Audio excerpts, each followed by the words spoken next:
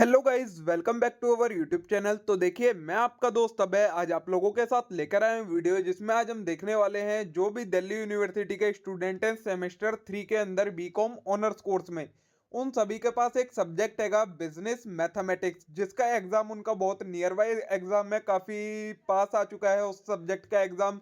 तो अब मैं आप लोगों के साथ लेकर आ रहा हूँ कुछ वीडियोस की सीरीज, जिसके अंदर मैं आपको इस बिजनेस मैथमेटिक्स सब्जेक्ट की हर यूनिट के जो जो इम्पोर्टेंट कंसेप्ट है वो कंसेप्ट बताऊंगा और उनसे रिलेटेड कुछ इंपॉर्टेंट क्वेश्चंस कवर करवाऊंगा। उनके क्वेश्चन भी हैं और साथ में उनके सॉल्यूशन भी आपको प्रोवाइड करवाऊंगा।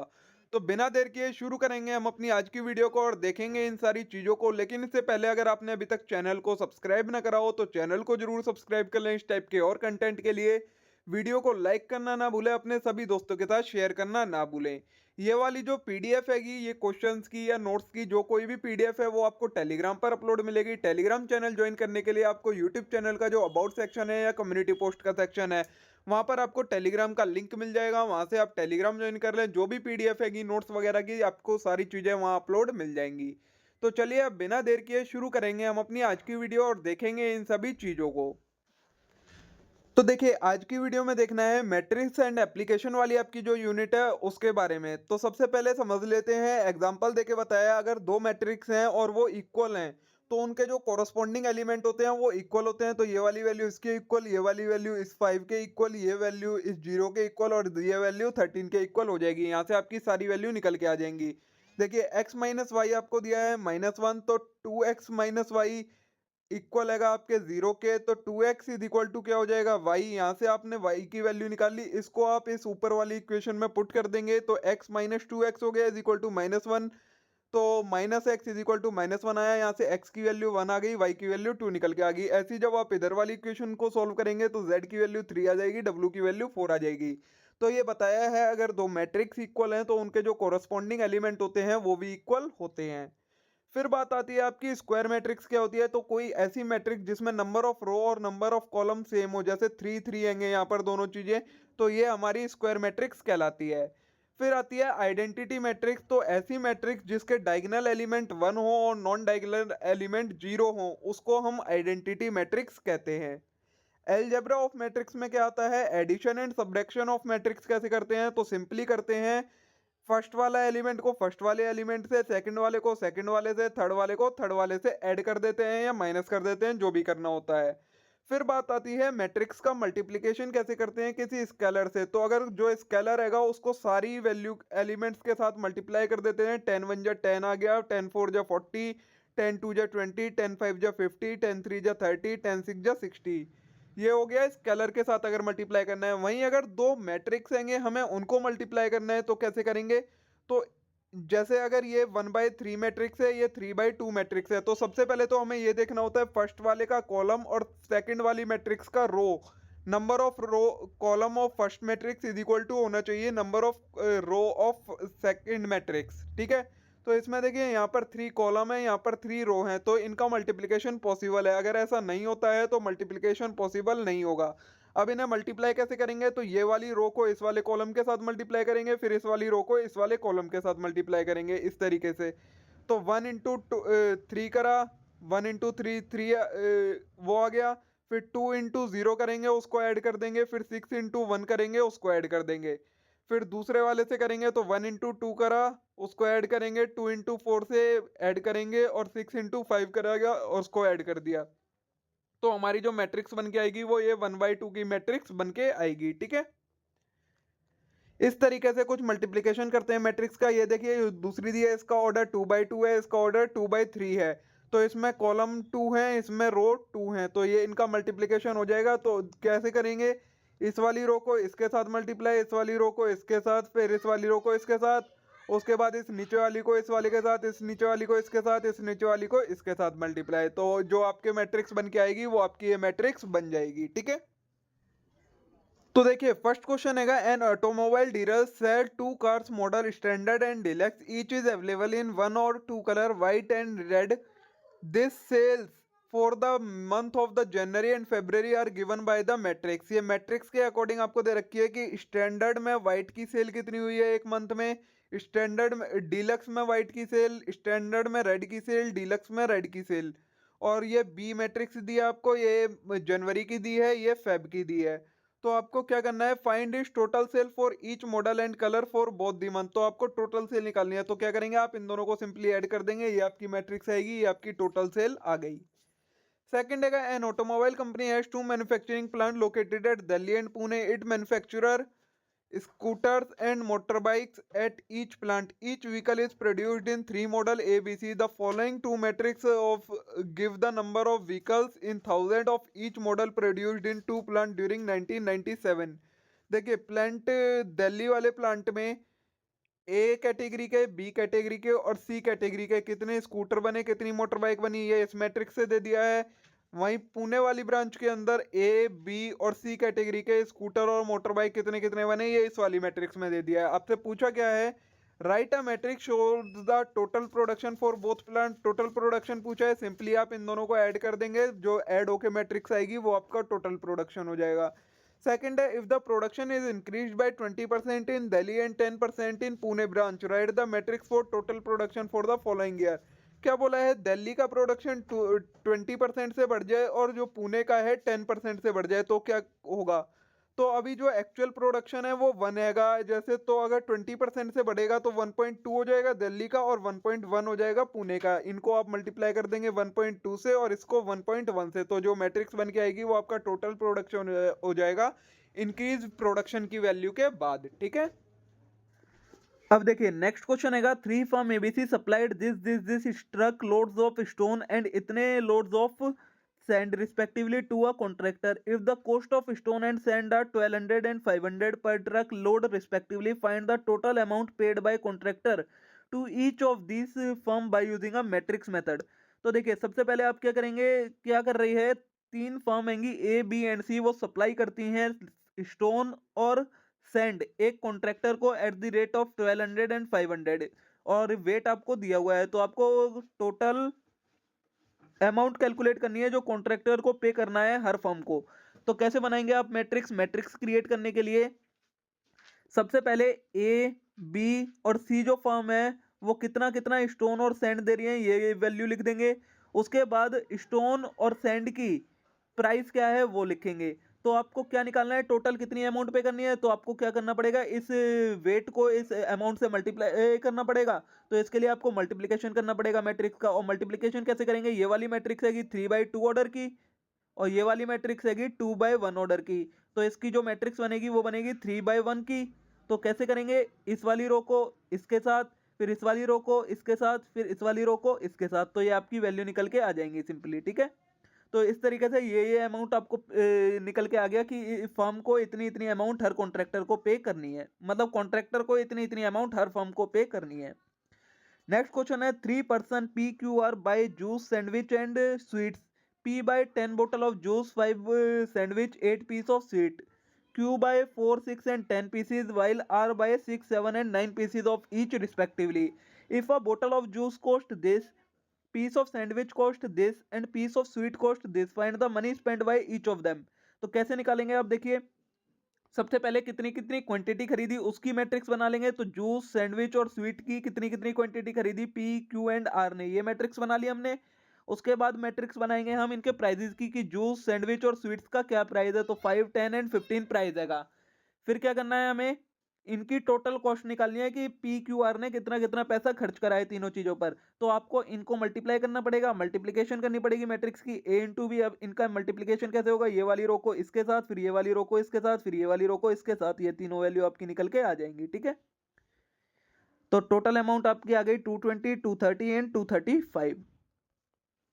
थर्ड क्वेश्चन है, a firm produce three product P1, P2 and P3 requiring the mix-up of three material M1, M2 and M3. The per unit requirement of each product for each material as follow. एक product को बनाने के लिए एक material use होता है, तो मतलब एक प्रोडक्ट को बनाने के लिए तीन मटेरियल यूज होते हैं, तो अलग अलग प्रोडक्ट के लिए अलग अलग रिक्वायरमेंट है तीनों मटेरियल की, ये हमें इस मैट्रिक्स के थ्रू बताया है। तो हमें क्या करना है, use matrix notation, find the total requirement of each product material if the firm produce 100 unit of each product. अगर हर प्रोडक्ट की 100 यूनिट बनाती है फर्म तो कितना मटेरियल लग जाएगा ये बताना है। उसके बाद the per unit cost of product of each product per unit cost of material, और 5, 10 एंड 5 रिस्पेक्टिवली। ये आपको कॉस्ट दी है मटेरियल की, तो आपको बताना है total cost of production of firm produce 200 unit of each product. तो देखिए पहले ये आपको जो मटेरियल की रिक्वायरमेंट दी है वो आ गई आपकी। उसके बाद आपका कितनी कितनी क्वांटिटी बनानी है हर प्रोडक्ट की, 100। तो आपके पास टोटल कितना आ जाएगा वो निकालना है आपको। ये यहाँ पर इन्होंने, अच्छा आपको प्रोडक्ट की क्वांटिटी निकालनी है, तो सबसे पहले क्या करा है, ये जो मैट्रिक्स है इसका ट्रांसपोज करा, उसको हमने इस क्वांटिटी से मल्टीप्लाई कर दिया।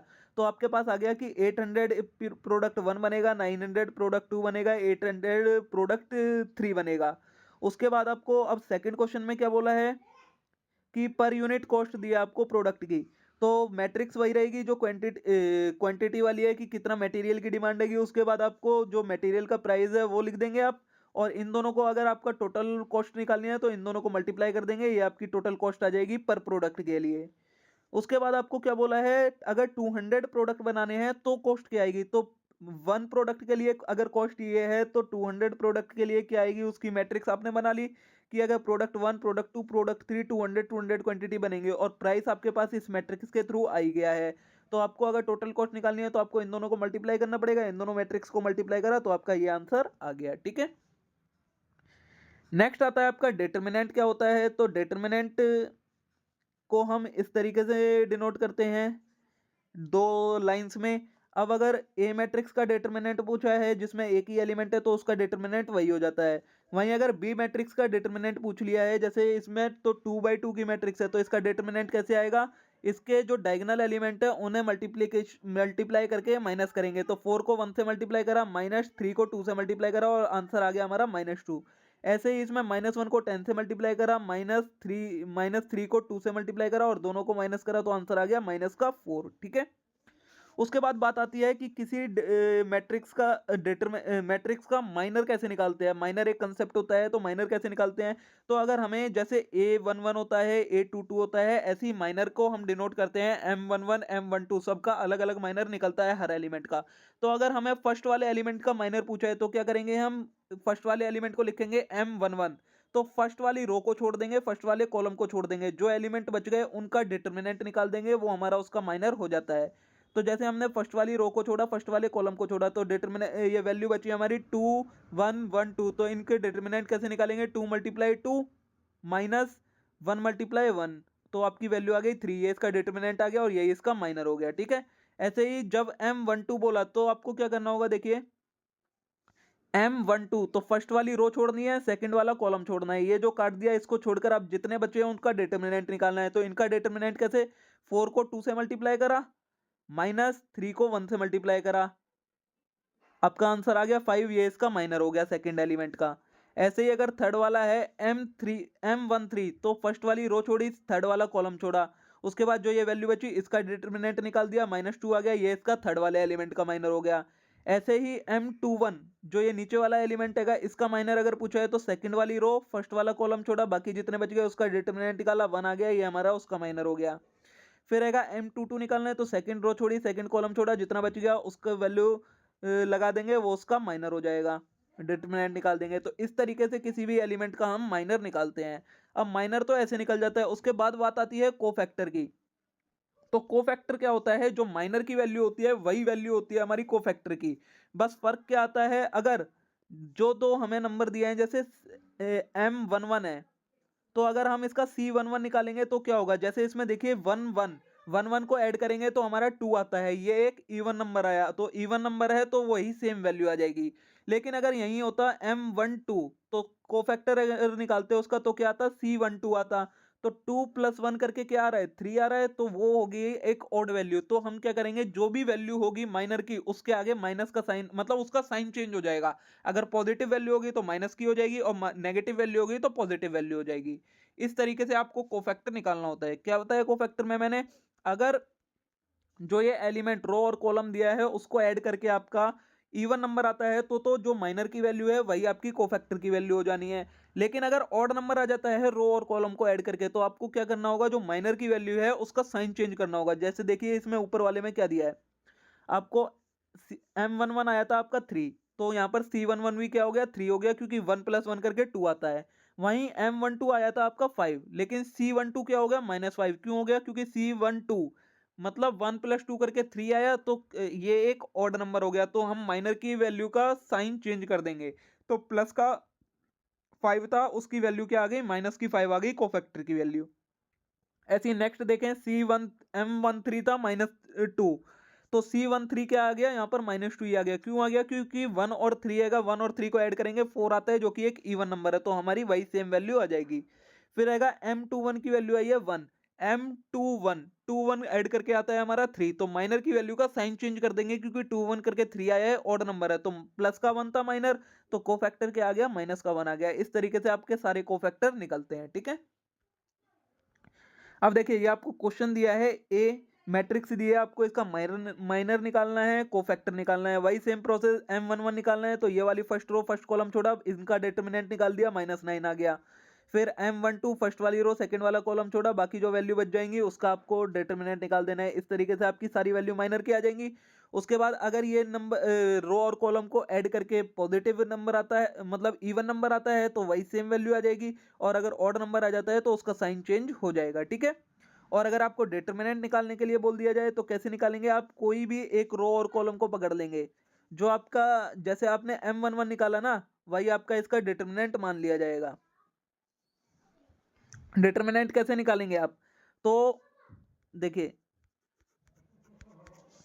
डिटरमिनेंट कैसे निकाला है इन्होंने? 1 इंटू -9, 1 इंटू -9, तो जो फर्स्ट वाला एलिमेंट है उसे पकड़ा, उसको मल्टीप्लाई किससे करेंगे? इसको छोड़ के बाकी जो इसका क्या बच जाएगा? डिटरमिनेंट की वैल्यू आएगी, उसके साथ मल्टीप्लाई करेंगे, तो आपका फर्स्ट वो वैल्यू आ गई। फिर प्लस करेंगे, उसमें सेकंड वाला एलिमेंट को लिखेंगे, उसके साथ मल्टीप्लाई क्या करेंगे? उसकी जो माइनर की वैल्यू आएगी उसको मल्टीप्लाई करेंगे।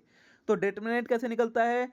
जो आप एलिमेंट ले रहे हैं उसके साथ में आपको मल्टीप्लाई करना है उस एलिमेंट का माइनर, प्लस फिर एक या तो पूरी रो का निकालना है आपको, या एक पूरे कॉलम का। तो जैसे A12 ले रहे हैं, तो मल्टीप्लाई M12, फिर प्लस करेंगे आप A13, उसको मल्टीप्लाई करेंगे M13 से मल्टीप्लाई। तो इस तरीके से किसी भी डिटरमिनेंट मैट्रिक्स का आप डिटरमिनेंट निकालते हैं जिसका ऑर्डर 2/2 से ज्यादा का होता है, ठीक है। यही शॉर्टकट मेथड है एक, ये किस चीज का है ये आप छोड़िए, इसमें मत जाइए। फिर बात आती है आपका एडजॉइंट ऑफ ए। अगर कोई मैट्रिक्स हैगा, उसका एडजॉइंट कैसे निकालते हैं? तो जो कोफैक्टर निकलता है ना, उससे जो मैट्रिक्स बनेगी उसका अगर आप ट्रांसपोज कर दें, ट्रांसपोज कर दें मतलब क्या कर दें? रो को कॉलम बना दे, कॉलम को रो बना दे, तो उसका जो ट्रांसपोज होके वैल्यू आएगी वही उसका एडजॉइंट कहलाता है। जैसे ये आपकी ए मैट्रिक्स थी, अब आप अगर इसका कोफैक्टर निकालेंगे तो आपकी कुछ ये वैल्यू आएंगी। तो कोफैक्टर में देखिए C11, C12 और C13, तो कैसे बनेगा ये? -3 मैट्रिक्स अगर आप इससे बनाएंगे, देखिए कैसे बनाएंगे, तो -3 की वैल्यू आएगी, फिर यहाँ 6, फिर यहाँ -3, फिर -1, फिर 4, फिर -4, फिर 2, फिर -5 एंड फिर 2। इस तरीके से मैट्रिक्स बनेगी। लेकिन अगर आपको इसका एडजॉइंट बनाना पड़ेगा तो आपको क्या करना पड़ेगा? ये जो रो हैगी इसे आपको कॉलम बनाना पड़ेगा। ये वाली रो है इसे सेकंड कॉलम, और ये वाली रो है इसे थर्ड कॉलम। यही करा है इन्होंने, देखिए 3, 6 और -3, ये आपका कॉलम बन गया। 1, 4, -4 ये आपका कॉलम बन गया। 2, -5 और 2 ये आपका कॉलम बन गया। तो ये ट्रांसपोज हो गया आपके कोफैक्टर का, और यही इसका किसी भी मैट्रिक्स का एडजॉइंट होता है। फिर आता है इनवर्स ऑफ मैट्रिक्स। किसी भी मैट्रिक्स का इनवर्स कैसे निकालते हैं? तो इसका फॉर्मूला होता है 1 अपॉन में ए का डिटर्मिनेंट इनटू में एडजॉइंट ऑफ ए। जो ए का डिटर्मिनेंट है और ए का एडजॉइंट है, उन्हें अगर आप ऊपर नीचे डिवाइड की फॉर्म में लिख देते हैं तो वो उसका ए का इनवर्स हो जाता है। तो इस तरीके से आपको करना होता है। ये आपका ए का इनवर्स निकल के आ गया। फिर आपको किस अगर इक्वेशंस दिए हैं उसे मैट्रिक्स मेथड से कैसे सॉल्व करते हैं? तो ये इक्वेशन जैसे x + y + z है, इनके साथ के जो कोफिशिएंट होते हैं उनसे एक मैट्रिक्स बना लेते हैं। उसके बाद जो ये आपके इक्वल के साइन के उस साइड वैल्यू होती है उससे एक मैट्रिक्स बना लेते हैं, और x की एक मैट्रिक्स बन जाती है x y z की। इसका फॉर्मूला होता है ax = b। यहाँ से आप x की वैल्यू कैसे निकाल लेते हैं? a मैट्रिक्स का इनवर्स उसको मल्टीप्लाई कर देते हैं आप बी मैट्रिक्स से, तो इससे आपकी एक्स और वाई और जेड की वैल्यू निकल के आ जाती है। ये देखिए क्या करा, आपकी जो ये ए मैट्रिक्स थी इसके कोफैक्टर निकाले, इसका एडजॉइंट निकाला, उसके बाद इसका ए का डिटरमिनेंट निकाल लिया। ए का डिटरमिनेंट निकालने के बाद आपका ए इनवर्स कैसे आएगा? इस एडजॉइंट को आप डिवाइड कर देंगे -8 से, तो एडजॉइंट को आपने डिवाइड कर दिया माइनस के 8 से और उसको मल्टीप्लाई कर दिया आपकी जो बी मैट्रिक्स थी, तो इससे आपकी एक्स वाई और जेड की वैल्यू निकल के आ गई 1 2 एंड 2। इस तरीके से आपको मैट्रिक्स का करना होता है, ठीक है।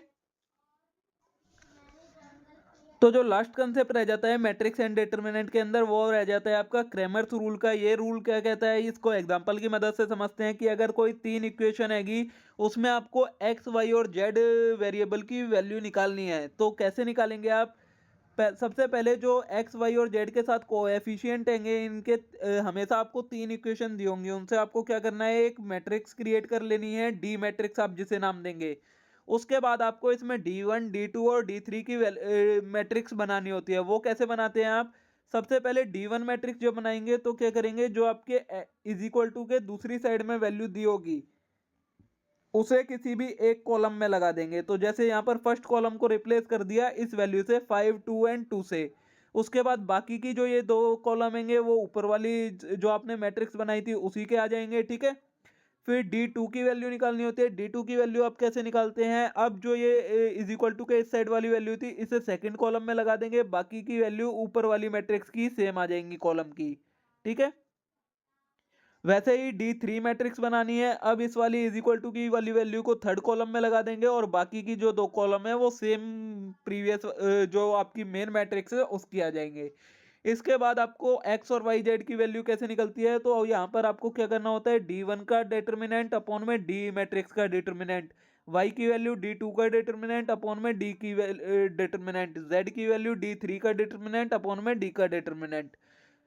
इस तरीके से आपकी एक्स वाई और जेड की वैल्यू निकल के आ जाएगी। तो देखिए सबसे पहले डी मैट्रिक्स का डिटर्मिनेंट कैलकुलेट करना है आपको। इस वाली मैट्रिक्स का आप डिटर्मिनेंट निकालेंगे। डिटर्मिनेंट कैसे निकालते हैं ये आपको पता है, तो वैल्यू आ गई -8। फिर जो आपने ये D1 मैट्रिक्स बनाई थी, ये वाली जो आपने D1 मैट्रिक्स बनाई थी, इसका डिटर्मिनेंट आपको कैलकुलेट करना है, -8 आ गया। फिर इस D2 वाली मैट्रिक्स का डिटर्मिनेंट कैलकुलेट करना है, वैल्यू आ गई आपकी 16। फिर ये जो आपकी D3 मैट्रिक्स है इसका डिटर्मिनेंट कैलकुलेट करना है, वैल्यू आ गई -16।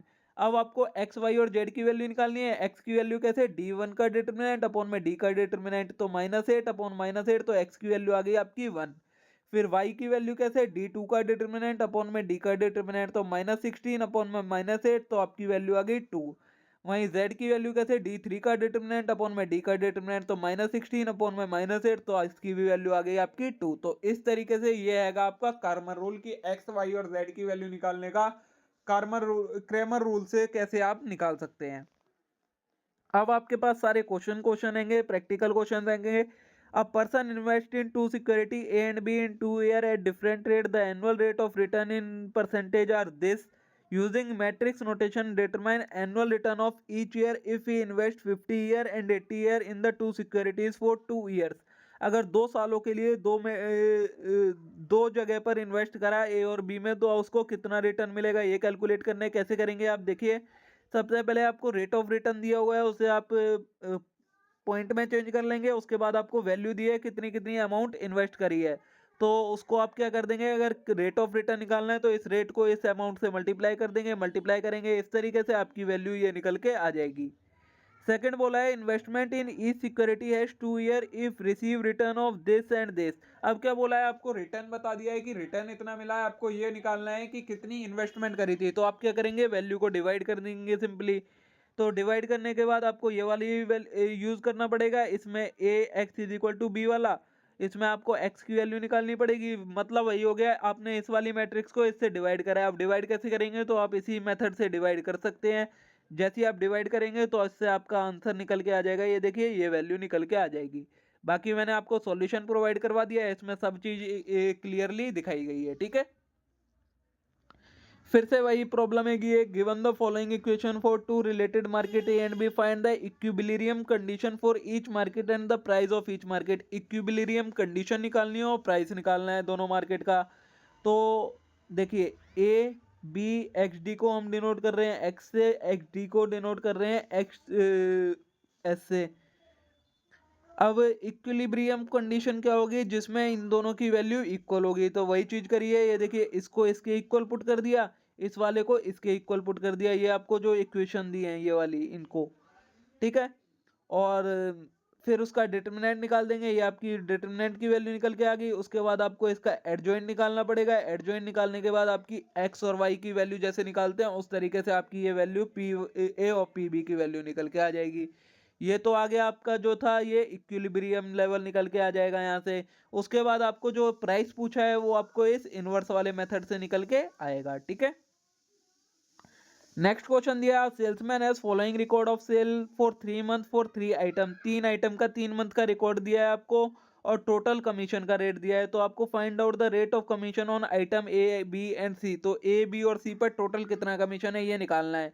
तो आप रेट को क्या मान लेंगे, एक्स वाई एंड जेड मान लेंगे। उसके बाद आप क्या करेंगे, इनके साथ रेट को मल्टीप्लाई कर देंगे और टोटल वैल्यू आपकी ये दे रखी है। इससे आपकी क्या क्रिएट हो गई, सबसे पहले इक्वेशन क्रिएट हो गई। अब इक्वेशन क्रिएट हो गई तो इन्होंने क्रैमर रूल लगा के एक्स वाई और जेड की वैल्यू निकाल रखी है। देखिए D1 D2 D3 कैलकुलेट कर लिया, उसका डिटरमिनेंट निकाल लिया। उसके बाद एक्स वाई और जेड की वैल्यू इन्होंने कैलकुलेट कर दी, ठीक है। सॉल्यूशन आपको प्रोवाइड है, सॉल्व करके देखिएगा, आपका डायरेक्ट आंसर आ जाएगा। ये भी वही कॉमोडिटी वाला आएगा केस, इसे भी आप अपने आप देखिएगा। पहले सबसे पहले इक्वेशन बनेगी, उसके बाद आप किसी भी रूल से इसे बना सकते हैं, ठीक है। ये आपकी वैल्यूज निकल के आ जाएंगी। यहाँ पर आपका ये मैट्रिक्स और डिटरमिनेंट वाला चैप्टर कंप्लीट हो जाता है। मे बी ये वीडियोस आपके लिए यूजफुल रही होंगी, आप लोगों को पसंद आई होगी। वीडियो अच्छी लगी हो तो वीडियो को लाइक करना ना भूलें, चैनल को जरूर सब्सक्राइब कर लें इस टाइप के और कंटेंट के लिए। Thank you. अब हम मिलते हैं नेक्स्ट वीडियो में।